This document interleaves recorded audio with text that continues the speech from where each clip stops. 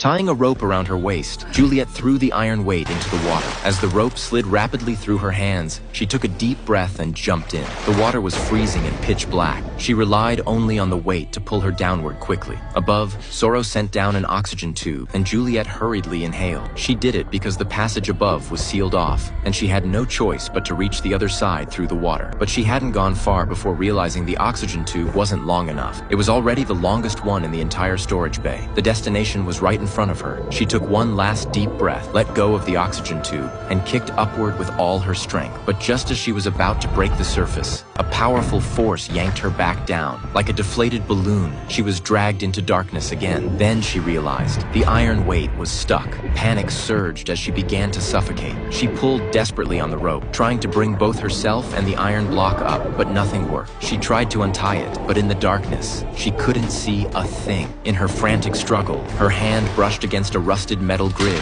which broke apart with a snap. Then she noticed the sharp, jagged edge. With the last of her strength, she used it to cut through the rope. Just as her consciousness began to fade, the rope finally snapped. She surged upward, bursting through the surface and gasping desperately for air. Yet there was no joy in her escape. Before her stood a locked fire cabinet. Unarmed and exhausted, she could only smash at it with her hands. As it bent and deformed, she hooked her fingers into the gap and tore it open with all her strength. Luckily, the cabinet was thinner than expected. It gave way easily, but her hope was shattered the next second. The inside was completely empty. Not a single fire suit remained. She knew that without one, returning to compartment 17 was impossible. Only when she opened the very last cabinet did she finally find a complete suit. By the time Juliet swam back, utterly drained, she saw Zoro waving his arms and shouting something. Her ears were filled with water, the world ringing with static. She couldn't hear a word. Before she could react, Zoro suddenly turned and ran. Juliet, confused and soaked to the bone, could only follow. She still needed his help. But when they reached the basement, something was clearly wrong. In his panic, Zoro had entered the wrong code. There were only 2 attempts left, and Juliet's impatience made things worse. The door still wouldn't open.